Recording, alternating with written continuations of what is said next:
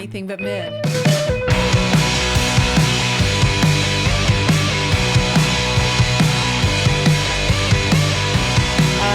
Hello. Bonjour. Bonjour. Oh, I do need to start. We both need to start working on our French. Yes, we do. We're headed to both Old Francais. going. Old That's right. Francais. Old Francais. Are you excited to go? I am very excited, yes. And you'll be with the French speaker, so you actually don't even need to Taking learn my own anything. translator. You're just going to watch your Yeah. daughter kill it. I'm so excited. That's She's gonna so be fun. excited. So, Oh, yes. I bet. Yes, my daughter is fluent in French, so she's turning 17 and we're going to Paris. As one does. Yeah, I'm so excited. She's so You've excited. been before. I have. Yeah. Yeah. So you are going to take her. Are you going to do shopping there? Do you know all the shopping places? I don't know all the shopping places, but I have a friend that lives here who is French, and she's she's going to give you she's like all the scoop. in her 30s, and so young, in her 30s. So she has like a note of all the places to go so great. everywhere, and so she sent me that note that she sends people. Oh, So I good. feel like I've got a little insight. Well, you've got such great style already. I'll be curious to see what you pick up in France. Well, I'm excited because it's a leisurely trip. It's not. She's going to look at colleges, and that's really what we're there for. And she's just going to have an experience. And so I feel like we're staying in one place. I feel like You're going to get a good feel. Yeah. Yeah, and it's the not going to be place tourist central for Well, you. I'm hoping to have a little bit different experience myself, to be Yeah. able to experience the city more rather than just go from thing to thing and be in a hotel. And so I rented a really pretty place that since it's just me and her, Yeah. I could like get a place that I really liked, and it has like a rooftop patio because I like slow mornings. I want to be able to sit outside and have coffee. Yes, you want to actually feel like you're living the Parisian life. Yeah. Like you're going to go walk down to the grocery. Yeah, exactly. And get your coffee. I'll have to show you pictures of this Airbnb. It's just really pretty, and the what light looks really arrondissement pretty. is it in? The 10th. So apparently it's just had great. great reviews on the location, and the family that owns it lives really close by, and they had good Perfect. reviews, and so I'm just excited. It's going to be such a great moment with your daughter. I think so. We're Yeah. creating a memory. Yes. So, yes, I'm very excited. Well, that's great because this is going to lead into my part 2 today of my limited series, the Max Life Protocol, real science behind a real life. Because we talk a lot on here, as I've said before, about the things that you can eat and the different healthy protocols that you can do. And it's all about kind of your biology, but we also need to take care of our mental and emotional health. And that can get forgotten if we're not aware of it. So this series is going to try to keep you aware of it, show you some things that you can do. It's all rooted in the work of Arthur Brooks, who is a Harvard professor and an expert on the meaning, purpose, and happiness of life, which I think we all want.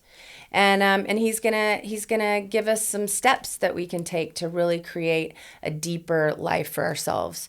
And what good is longevity if we're miserable? no shit. I don't want to live to 100 and be lonely and depressed. Right. I want to live to 100 with friends and fun and a max life. Yeah. Right? Justin's Anything but always mid. You have to live to 115 because he wants to be 100. Oh. So I'm like, oh my God, I'm going to be so tired.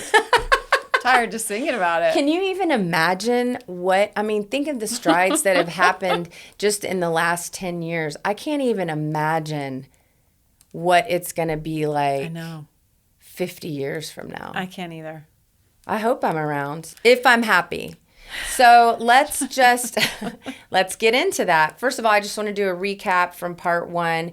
It was all about the 2 curves. We've got the first curve, which focuses on the grind and the speed and the youth and individual execution instead of working with a team. It's designed for the young and the inexperienced. That's not us. We're not young or inexperienced, and that's a good thing. So we need to learn to jump over to the second curve. Yeah. And the second curve is all about shifting into our wisdom and management, coaching, guiding others, creating real meaning and community. Mm-hmm. And that is a second curve that I want to be on. Me Plus, too. it's exhausting on that first curve. I want to be, like we talked about, there's soldiers and there's general. I'm going to be a general. Yeah. We're promoting ourselves. Yeah. So now we're on to part 2. And today it's all about the happiness portfolio. Oh, yeah. You mentioned this last time. Yeah. So I'm going to give you some, what you need in your happiness portfolio. And we talk about a portfolio, you usually think about finances. Yes. And what do you want to do with your finances? Diversify. Yes. Good job, Amy. You get a gold star. Yes, you diversify your money. You need to diversify your life, all right? Life can be very unbalanced. And just like we're talking about on Anything But Mid, if you're only focused on the health side, the biological side, your diet and things like that, and you ignore your emotional side, it's not going to be in anything but midlife. It's going to be a miserable life. So you have to diversify. Putting all your energy and focus on one thing isn't what we're going for. A max life is about a balanced portfolio. Okay. All right. How do you feel about that so far? I completely agree. Do you feel like your portfolio is balanced? I hope so, but I really don't know. All right. Well, I'm about to dive into it and you can tell me if you think. In order to have a balanced happiness portfolio, there are 4 pillars that you have to work on. Okay. All right. It's faith, family, friends and community, and work. Oh, those are the pillars. They couldn't get an F for that one too? Okay. Oh, yeah. Oh, yeah. What would that be? Faith, family, family, friends, community, work. Friends, and work. Okay. Yes. All right. So faith, we're just going to dive into each pillar separately. Pillar number 1, faith. That's not religion. I remember growing up and my mom would get really mad because we grew up in the South, Mississippi, Texas, very much religious based. Yeah. And people that would say they're not religious, but they're spiritual. My mom did not understand that. Really? She didn't grow up with that. And I think she was like, what do you mean? Like they're the same. I don't think she recognized that they're separate. Yes. They can be combined, but not always. Religion is man-made. Yep. Spiritual is God-made, is the way I look at it. Me too. Yes. So you want to... I'm not a big fan of religion personally. Well, see, because humans are fucking it up. They ruin it. It's about power. Yes. And that's not what your spirit is actually wanting. Love. Yeah, exactly. And those are the false eyes. So let me back up for a second. A lot of people, instead of looking at these pillars, the faith, family, friends, community, work, they are going to false idols, which is money, power, pleasure, fame. They're putting all their energy into trying to attain those things. That's not going to make you happy. No, it's not. As we know, I mean, you work towards something, you're like, oh, okay, as soon as I get this job, then I'm going to finally be happy. And you get the job and you're like, no, I need that job. Yeah. Or like I remember being, this does make me happy, but I was also trying to escape something. It's like, oh, as soon as I have kids, then I'll be completely happy. Really? Because I was getting burnt out at my job and I was ready to like be a stay-at-home mom, thinking that just like all my problems would disappear and I would be so happy. And you are, but that's not, it's not fulfilling. That's not as fulfilling as I at least not for me. No, you have to have a balance between the 4 pillars. Yeah. And, I worry about my kids right now, especially my boys, because I think they kind of get from society like money, power, money, power. And they're in college right now, and that's what they're talking about. Like, I don't care what kind of job I get. I just need to make money. That's worrisome. It is. That's being instilled in every direction, and even just everywhere on your phone. Literally, everyone is trying to sell you something. Like I'm just constantly like, even somebody I follow, I'm like, oh, now they're selling. I got it. They're selling. What are they selling? What are they selling? I'm like, fuck. I don't want to be that person. Or that's selling something. Yeah. You know what I mean? And I think it's okay if these pillars that we go through are balanced, then you selling something isn't going to come across as greedy or it's going to, you're going to. I guess just like, it just feels like it's just nonstop. Like everybody's grounded monetizing in and anything. selling. And it's just like that feels like what it's all about, so much of the time. And I'm just like, fuck, I don't really like, yeah. But it, and then like, who did we fucking elect? Like somebody money based, and Well, it's just government as a whole. Yes. I mean, I always have puzzled over like when someone's going for political office, they have to have so much money. And I'm like, what? Why? Like you have to have so much money to win an election. I'm like, huh? Because they have to because it's all about trying to control public opinion. And they are putting all of that money into horrible negative commercials or getting into your, it's unnecessary. It's just so weird, right? It's feeding that negative mentality and divisiveness. Is that a word? Divisiveness? Yes, it that's is. The correct word. It is. Thank you.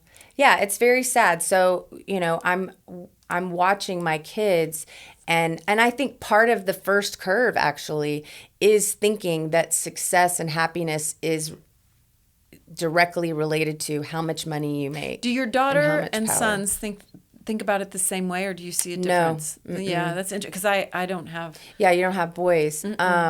No, I think that even though things are changing as far as there's no real traditional family or typical family anymore, I don't think. I mean, you see several different versions, which is good, but I think there's still kind of like the man is the provider. I can remember my son, he was like in 4th grade and we were at the Grand Canyon. We were having a family dinner and Hunter asked him, like, we were just kind of going around the table and he asked him, well, what do you want to be when you grow up? And Hayden goes, well, I really like marine biology, but you can't raise a family on that.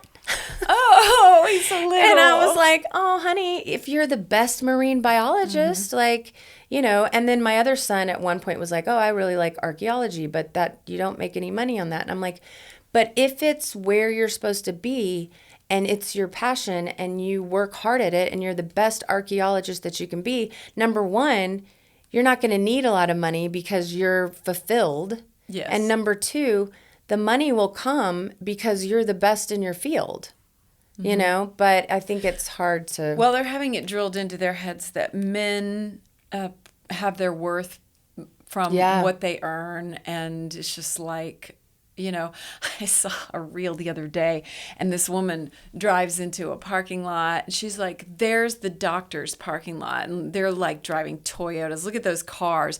And then she goes over to like what she's driving and it's like a Ferrari or Lamborghini or something. She's like, but I dropped out of school and this is what I'm driving. And and the guy, like, it's this guy and he just like pulls these reels that are just ridiculous hustle culture shit like this. And he pulls it. I'll try to find it and put it in the show notes. He's a friend of Justin's and he just is like, shut up. And he's like, is this really what we're doing now? Yeah. And then he posted a picture of doctors that were really like working their ass off, in the ER and they're exhausted from a heart surgery. And he's like, really? Yeah. Like, that's what we want. Well, you want that car versus people that are really working their ass off like that. And I'm sure not getting paid enough, Right. And like, it was just like a slap in the face where you're like, what are we doing? Well, it's so true. It's sad. I was just having this conversation with my mom the other day. A fire truck went by and no one was really getting over for the truck. And we were on Mopac or something, so, They're in a hurry to get to their jobs. Yeah, they're just like, there's plenty of room. They don't need to, get over or whatever. But it just, I was like, it's so sad because when I see a fire truck, I'm getting over and then I'm like praying over them, like, what are they about to walk into?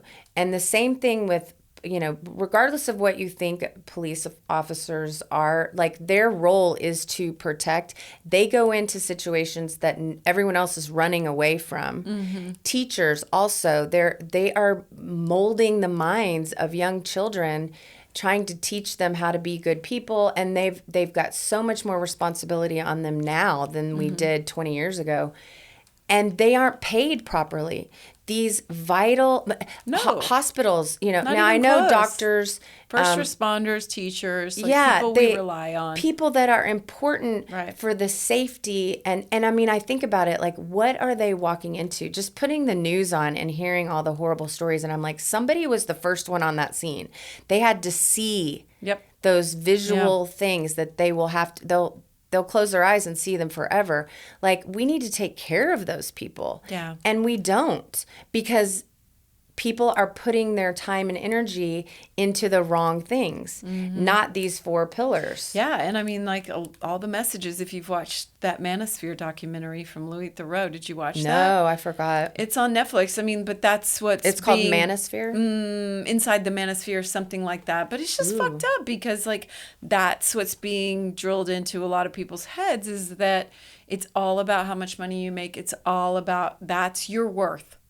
And by the way, and this is something that, I mean, this is kind of off topic, but, you know, money isn't evil. You can do great things. You can be an amazing person. No. Yeah. But I think that's a message that is on the other side. Like, you know, you feel guilty. Like I was talking about, I'm writing a book, and part of me just wants to give it away for free because I feel guilty that I would be taking. But I am giving a service and giving information, and it's valuable, and you can pay the $20. Like, you know, so it's okay to have a nice car. Just know what it's for. It's not meant to bring you happiness. That's a shallow thing. It can make you feel happy for a moment, but it's not sustainable.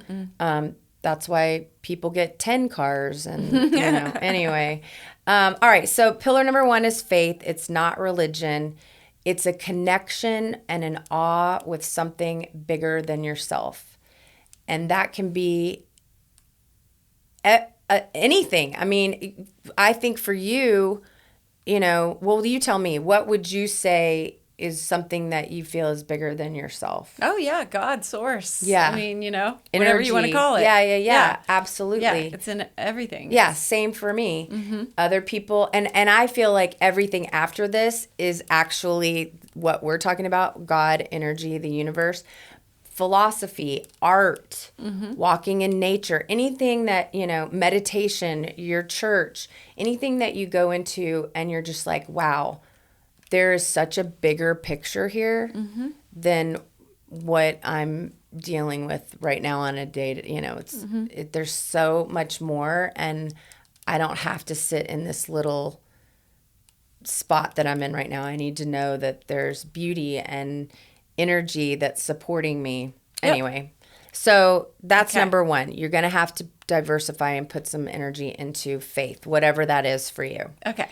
Number 2, and so far so good. And number 2, for me. Yeah, because are you still meditating? Not as much as I was, but I feel like I trained myself pretty well to where I can do it constantly. Yeah. I mean, like, I need to sit down probably and do more intentional meditation, but I'm able to just sit and be at peace. You know, and that's kind of what it's about, training your mind to slow down. Yeah, it was so cute. My son's home for the summer, and yesterday he noticed.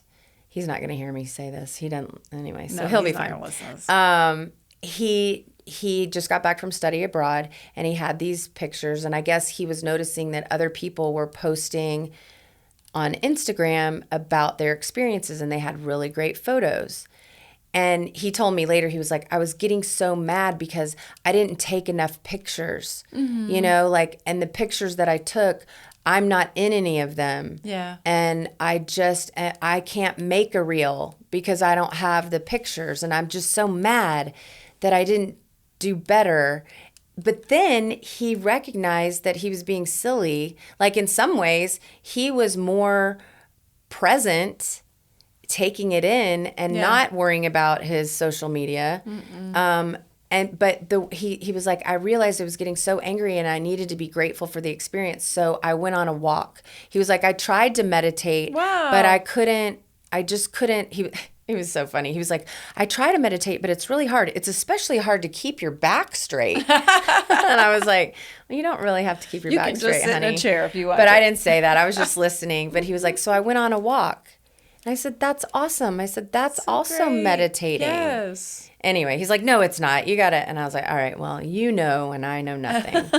Anyway, pillar number 2 is family. Family. And that's something that I think, like taking this trip with Gigi, you're investing time in your relationship with her. Yeah. You know, not only they're guiding her and showing her what her opportunities could be, but just spending quality time sitting in your flat drinking coffee in France. I know. I think it's really great. A lot of people can struggle because you don't choose your family.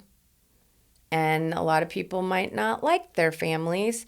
But Arthur Brooks says it's a mysterious connection, and you need to respect it and honor it in some way. You want to, if they can be, they should be your anchor. And when the world ignores you, these are the people who are still there for you. Does your spouse count in that? Yeah, that's family. That's family. Yeah, your spouse, your parents, This is what I loved about Mother's Day, and actually we do this a lot with Hunter's parents.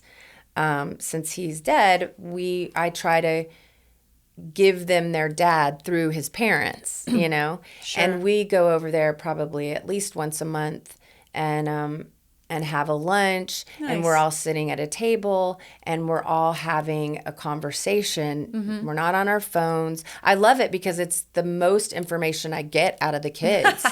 Because, they're talking with their grandparents. Yeah. And it happened on Mother's Day. Like, we went over to Hunter's parents. My mom came with me, all my kids.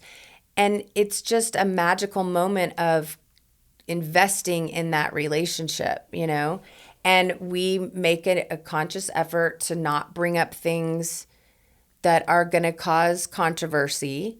You know, there are some different political views at the table or, whatever people tend to argue about. And you just kind of table that. Like, that's what he means by having a respect for the relationship. You don't need to pick a fight or make them see your views. Yeah, you know, no, you don't. just need to sit with them and connect on a family level. Yeah. So I also, I went to church on Mother's Day, and I kind of felt a little guilty because he was talking about the table, the dinner table, and about how, you've probably heard this, like there's scientific studies that show families that eat dinner together, the kids are more well grounded, they do better in school, they just tend to have a better perspective on how to live their lives because of that connection. And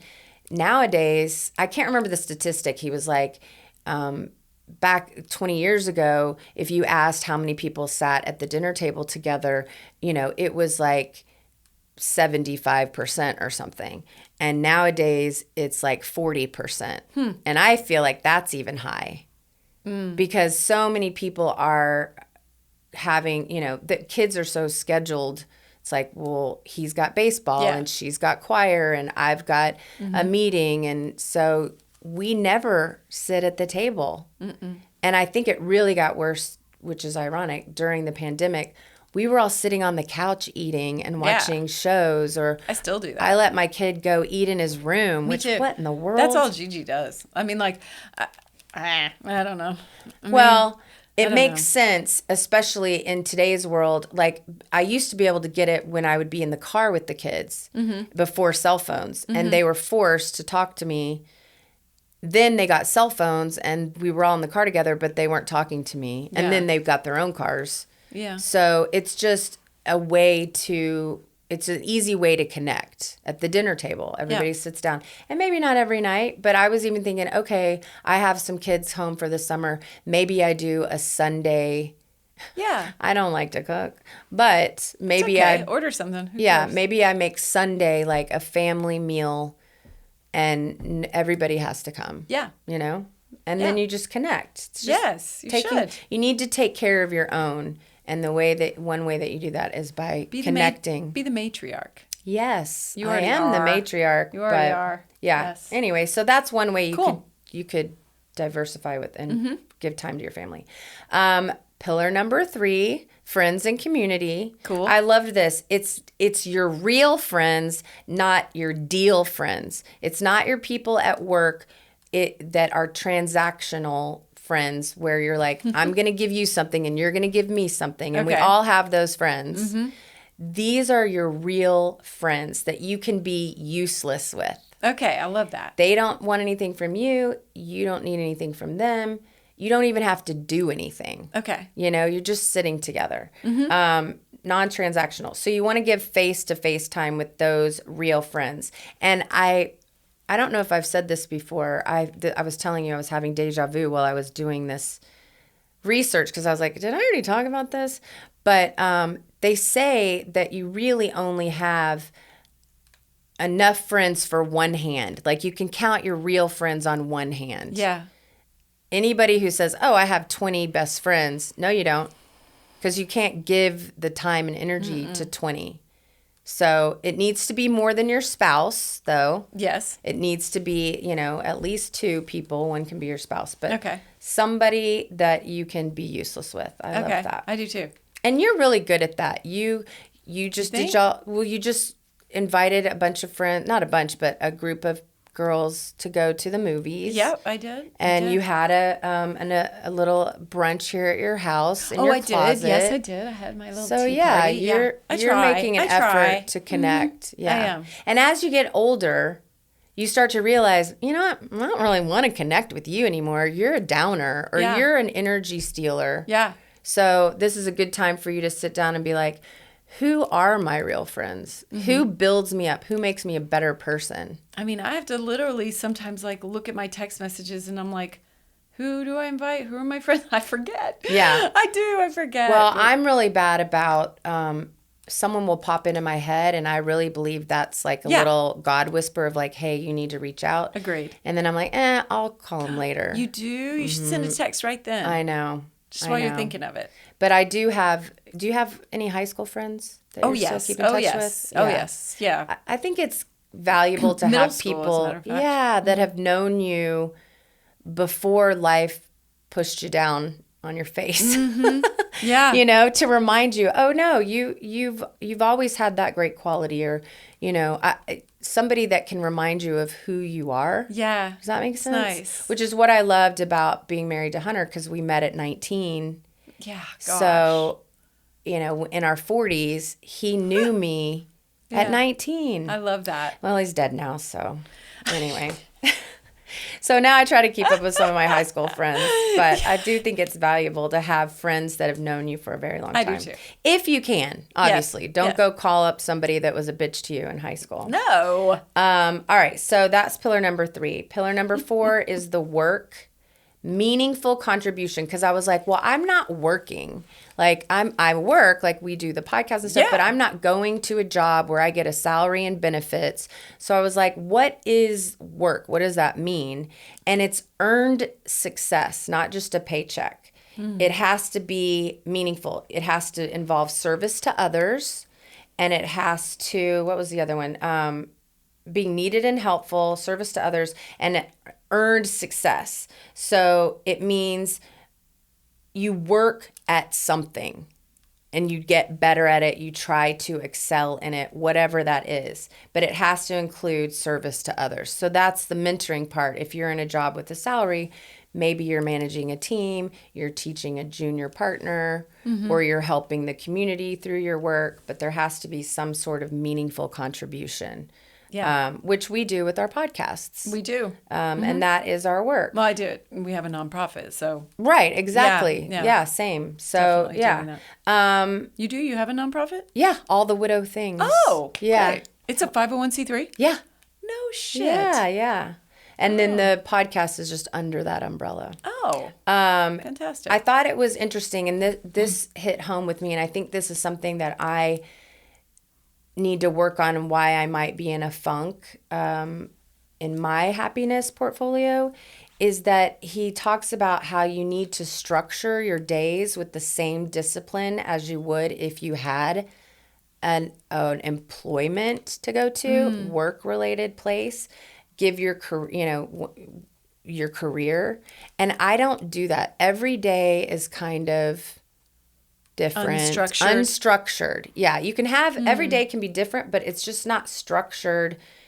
It provides a clear sense of identity and purpose. I went to LA recently for a concert, and I was with one of my great friends who I've talked about several times, Dr. Angelique Campen, and she recently she's in retirement. She's working part-time. She goes into UCLA like once a month. She works in San Diego at the hospital a couple of times a week, but it's nothing like it was before. She recently got married to a new husband. She'd been married before, but anyway. But I was asking her because she seems really happy. And a person can make you feel happy, but they don't create happiness in your soul, right? Sure. And that's something that he talks about a lot is like there's the feeling of happiness, but that's not happiness. That's like he equated it to like the turkey is like the proof of the Thanksgiving dinner, right? The feeling is like the proof of happiness, but it's not happiness. It's just a part of it. Anyway, she seems really happy. And I was like, walk me through your day. You know, what are you doing? Because you're used to being so busy working at the hospital and friends and all of that. And she moved to San Diego. And I'm like, what are you doing? And she has a very structured day. She's like, well, we wake up at 5 and we get our coffee and we have our quiet time, which means they're on their phones doing their own thing. Then I have a protein bar. He makes a protein shake. Then we go on a walk. Then we come home and we'd work out together. Nice. And then we make breakfast. And she's like, and by that time, it's like 11 a.m. that I'm having breakfast. And then we go and do our stuff, errands or whatever. And then we come back and we have dinner. You know, but there was structure that I don't have. I don't really do that either. You used to do it.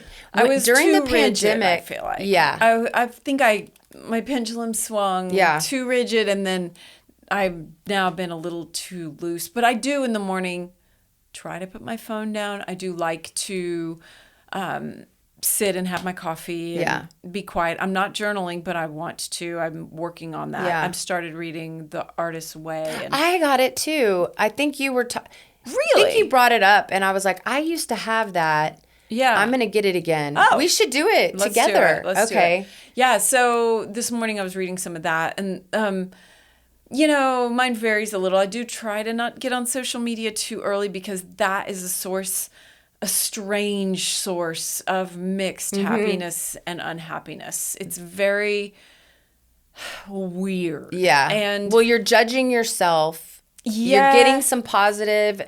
There's positive, there's negative, there's, you know, feelings of I'm doing something and being creative and helping with good messages, but then there's also this feeling that I'm a failure and I'm not good enough. And like it just vacillates. And so I have to do my best to let that be its own little pocket where I'm not consumed by it outside of it. And that's a strange thing because that is something I'm working on right now. And so that, if I'm not careful, can affect every other part of my world. And so I am noticing that and being very cautious around it. Look, I know you're not a teenage girl, but I think that the impact is the same. And they say kids that are on social media, they do have low self-esteem. They feel bad about themselves, whether it's that they're not doing enough, they don't look the right way, they're being left out of things, you know, whatever it is. There is a true negative side to all of that. And comparison. You're comparing yourself, even if you don't mean to. You're watching what other people are doing, and that's getting into your psyche. Sometimes I just see a lot of growth from other people, and I'm growing very slowly, but it's still growth, you know? And I totally disagree. I don't think you're growing slowly. I think you're growing leaps and bounds. Really? Why do you feel... It is slow. I will say, and this is what you're probably looking, when you look at other people, they're probably feeling the same way. They're like, I'm not growing fast enough.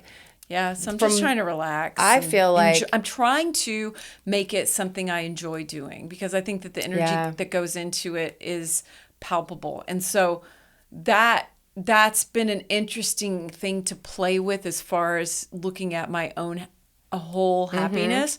And I am refusing to let that be a source of unhappiness. Yeah. If I'm going to do it, then I need to find a way to make sure that it is not making me unhappy. Well, and so I'm going to give you some the part of it that's interesting and that I'm determined about, and to have it be a creative outlet and something happy. And so like today was interesting because I thought, I haven't looked at any comments lately because I had something recently that had bad comments. And so I thought, well, I did post something for Mother's Day. I should go look at that and reply to people because I want to uplift people. And so there were nice comments, and I actually only saw nice comments today. And I mean, a couple of crazy ones, but I replied to those, and that felt good. Right. And I was like, okay, that's good at the start of the day, but I never know when a bad comment is going to take the wind out of my sails, and I have to be very, very cautious. So it's interesting. It's just interesting. They say as actors, they will say like, you can't believe the good, you can't believe the bad. Right, like, you can't. Don't give any energy to any of the comments. But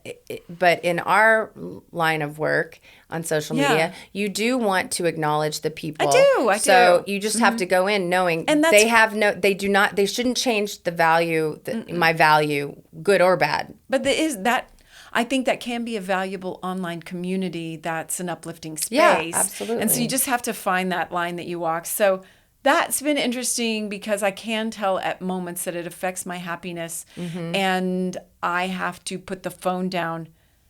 Like it literally happened last night. I had to put the phone down, notice it, put the phone down, and I went and snuggled up with Justin and had real love, and it was good. It was because actually it wasn't even my own thing. It was a podcast I was on, and the title that AI came up with from the transcript that they titled it was, it pointed out things that I'm honest about, but it was so jarring. And I didn't like the title, and I felt really slapped in the face, and I was like, it was a misrepresentation. It was just, it could be better. Yeah. And so I pointed that out to them, and they were actually very kind. But I hadn't voiced it to Justin. And between social media and that, I just felt sinking spell. So I think that a lot of times it's how fast we recover when we are in those lower places. And so for me, luckily, they did change it actually right away. And because I went on Claude and I was like, give me better titles, and it gave some better titles that were more angled towards self-love and learning from your past marriages or whatever. And that was good. And so anyway, I had to do the things in the moment that serve my portfolio. Yeah. And this is what's so great. That was interesting. And this is part of it. You have the first thing to do is have awareness. Like in anything, in order to change it, you have to be aware of it. And you have done so much work on yourself that you recognize very quickly, oh, this is not serving me. Right. I'm going to go get what I need from my person or from something. I'm going to go to real life and get what I'm missing. And that is so smart. And I did speak it out to him. Yeah. I said it to him. And then he unhelpfully was like, maybe you shouldn't also always lead all your social media posts with "I've been divorced twice too." And I was like, just not the time. Yeah, you're like, not. And I took it. I sort of sat there for a second. He goes, "Okay, the podcast," and I was like, "Yeah, right, okay." So it did help to voice it, to have someone with you, and get it off my chest, kind of, and understand why I was feeling the way I was feeling rather than just accepting the title that they suggested. Yeah. Anyway, yes. And I did notice, I did do the the tools that I know that are helpful. Yes. Helpful tools. Yes. Yeah. You switched the, I don't know. Not narrative necessarily, but I did go into real life mode where I was using things. But if the narrative was, this isn't good, this is doing this, you did have a negative narrative around it, and then you went and just put that away and went to, I have a loving husband, I'm a good person, I am loved, I am worthy. Yes, I did. You did switch it. You did. You're right. One more thing on that, you mentioned, and I read something about this recently. You shouldn't get on your phone for the first hour when you wake up in the morning. That's what they say. I'm somewhere in between on that. I don't get on social media, but I will get on my email. Yeah. Because otherwise the whole day goes by and I forget. Like I don't check my email all throughout the day. So anyway. Little Miss Zero inbox over here. So. Oh my gosh. I love you would die. I snooze everything. It's great. No, I probably need your techniques because it's out of control. Anyway, so that's the fourth pillar, the meaningful contribution, service to others. A zero inbox isn't one of those pillars. that I think is more of the soldier mentality, but also, you know, like I got to get rid of this. I got to do everything. I got to answer every email. But you're snoozing some stuff. Mine's subscriptions that I need to just get rid of, like, or my information gets sold. Mm-hmm. So I got to go through and do that, but it's a lot. One thing that everyone needs to know, all the pillars are important. Don't have any guilt about giving time to your friends or your faith and not work. Like, it is all about balance. So there can be no guilt. Mm-hmm. Doesn't that make you feel good? Like your friendships are just as important as your work. You're trying to diversify the portfolio and each pillar needs attention. That's right. So please, yeah. I think I kind of was thinking about stay-at-home moms. And just I think women in general tend to have more guilt around giving time to things that they feel like others might not think are valuable. They're all valuable. So you have to make time for them. It's important. Yeah. It's necessary. Agreed. All right. In order to create anything but lives in these four pillars of happiness, you need macronutrients, a balanced diet. And I'm going to tell you, just like with your health, you have to have fiber and protein and carbs and fat. There are some nutrients that we all require to feed these pillars. Enjoyment, satisfaction, and purpose. Okay. You need those in every pillar, all right? Enjoyment is more complex than pleasure, all right? And you said something earlier that now, and I was going to bring this up, and now I can't remember exactly what it was, but hopefully you'll remember. So enjoyment is more complex than pleasure. The recipe for enjoyment is pleasure plus elevation plus metacognition, so awareness, all right? Okay. You have to have, for example, it's not just a quick hit of pleasure. For people, or for like, if you're going to do your family, all right, the way to get those nutrients, it's not just parenting. It's sitting down and having an inside joke that you share with your kid, all right? It's the ritual of a weekly coffee with a friend. So you're doing more than just having pleasure. You're creating memory and connection. Yeah. So eating by yourself, a delicious meal that gives you pleasure by yourself is not enjoyment. Having a delicious meal with a friend and creating that memory and having awareness, that is enjoyment. Okay. So those three things are important for enjoyment, which I thought was great. So you can't do it by yourself. But you can do it by yourself. But nature, like even if you're walking in nature, that's not by yourself. You're not sitting on a couch, vegging out, not aware. Like there has to be awareness, connection. It doesn't have to be necessarily with another person. I think my dog counts too. Oh, 100%. A butterfly, yesterday I was sitting on my patio with my coffee and my dog, and I have fake flowers. I know, I've seen them. They look great. Yes, you think they're real. And I've seen people come up like when they're coming to the door and they'll like lean down to smell them. But it kind of made me sad because yesterday a hummingbird came by. And so I'm like in awe. And I'm like, I'm connecting with this hummingbird. And then he went to one fake flower and he was like, And then he went to another fake flower and he's like, oh no. And then he went to another one. I'm like, dude, learn the lesson. But even that is a connection, So I misspoke. It doesn't have to necessarily be with another person. Okay. But you need to have connection. It's pleasure, connection, memory. Okay. All right. Or reflection, awareness. Anyway, all right. Satisfaction is joy after struggle. Oh. So we've talked about this before, like picking up the guitar.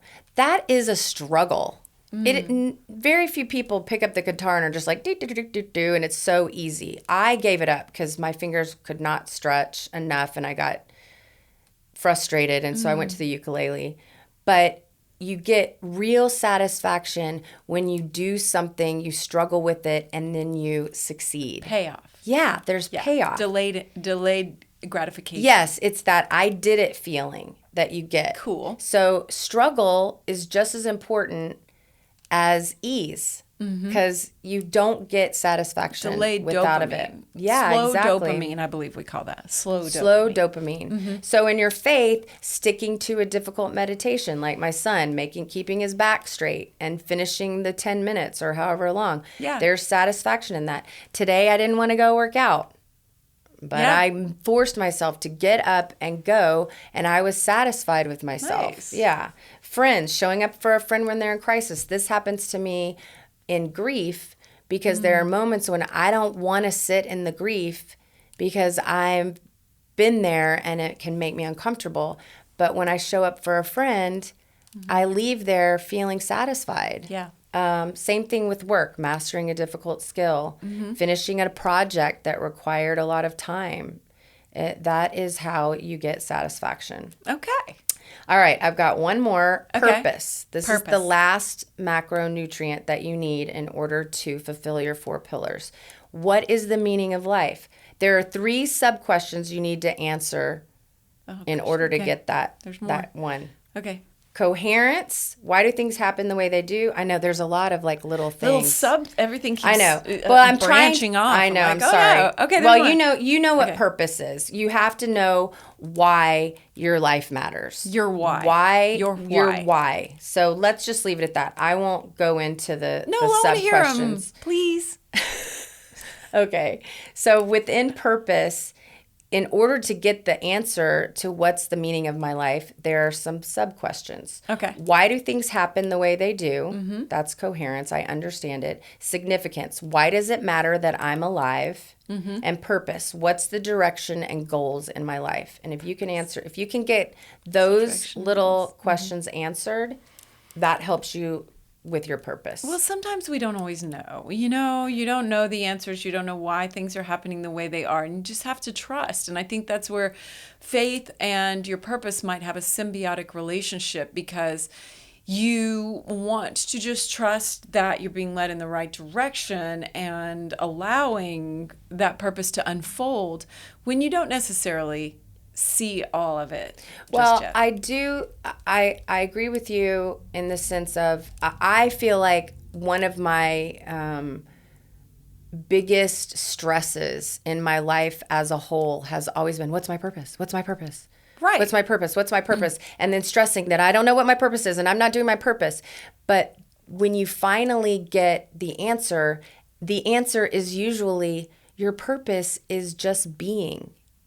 Your purpose in this life is to be, and connect. It's not, my purpose is to unburden every widow of their grief and no one ever feels sad again, or make sure that everyone understands that there is a blessing in the, in the darkness, and it's my purpose to make sure everybody understands that. No. That's very stressful.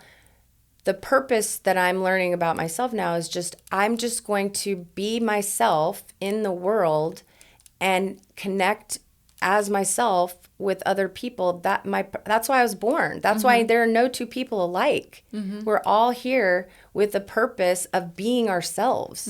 Anyway. Yeah. True. However, I do think that all the puzzle pieces of my life just didn't make sense until they did. And then I was like, oh, I see the through line that my purpose is about using my voice and in many different forms of voice. But I was like, oh, now it makes sense, you know? And so that's one of my purposes anyway. But yeah, I don't know. Would you say that people should keep questioning?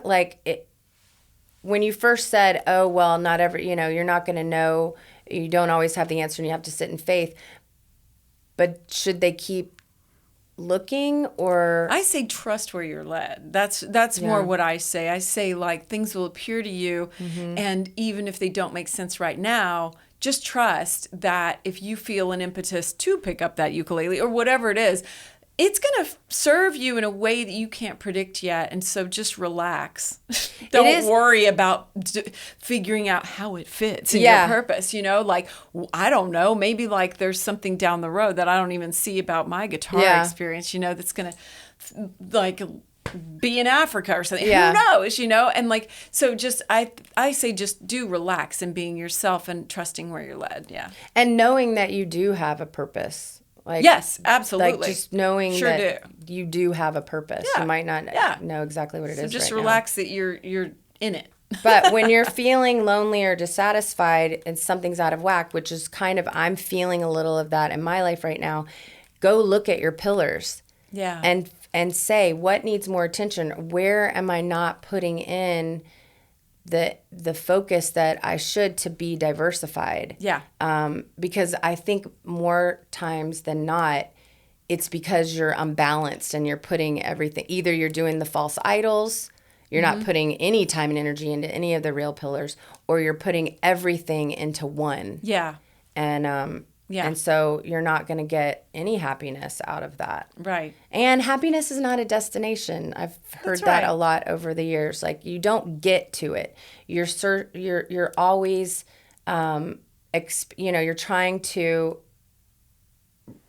learn about it and you work towards it, and it requires, you have to change your habits. You have to always be aware of your, like we were saying a minute ago, you were aware of what was happening. And so you could go and get what you needed. You could stop what wasn't serving you and go get what you needed. Yeah. And so, and I spoke up, you know, I used my voice. I spoke up, and that's always a good exercise for me. Yeah. So, well, we'll put all of these in the show notes. I know there's a lot of, and then 4 of these, and then 3 of these, and then 3 more of these. So we'll outline it all for you. But hopefully you can take some of this and just use it today. I think I retained it. Let's see. So our 4 pillars are, let me see if I can recap. Okay. It was family, friends, friends and community, faith. Yeah. Oops, faith was first, really, and then work. Correct. And then the nutrients that you need in those are enjoyment, satisfaction, and purpose. Yes. And then within purpose, you know, you had a little branch there. Yeah, just some questions to ask yourself exactly to kind of point you in the right direction. You were. I was Good able job. to recite that. Yay. Yeah. All right. Well, that was part 2. I'll have another part 3 coming up in the next few weeks. What is that going to be? It is the most critical asset of the portfolio. According to the Harvard study of adult development, this is the single greatest predictor of health and happiness as we age. What do you think it is? Community. Yeah. Friends, faith, deep relationships. Yes. Community, friendship. It's those deep relationships. So we looked at the mindset, we looked at the portfolio. Now we're going to zoom in on that pillar. And most high achievers have plenty of deal friends, but very few real friends. So we're going to close the gap. Yeah. And I think it's harder as you get older to find friends, like especially like I know in the widow community, once something happens to you like that, you are searching for some people who understand it and have gone through it.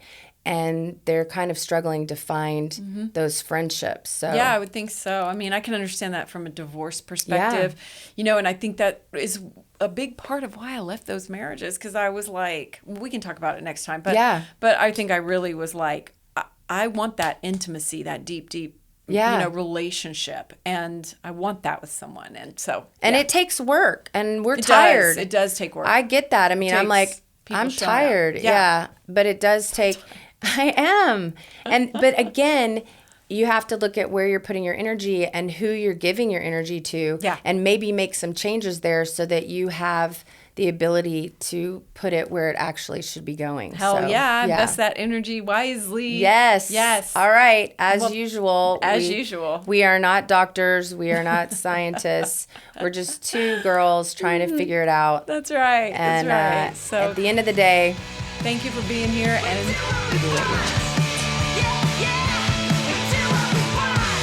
please follow and subscribe to Anything But Mid anywhere you get your podcasts. Email us your mid moment at anythingbutmidpodcast@gmail.com. And remember, we do what we want.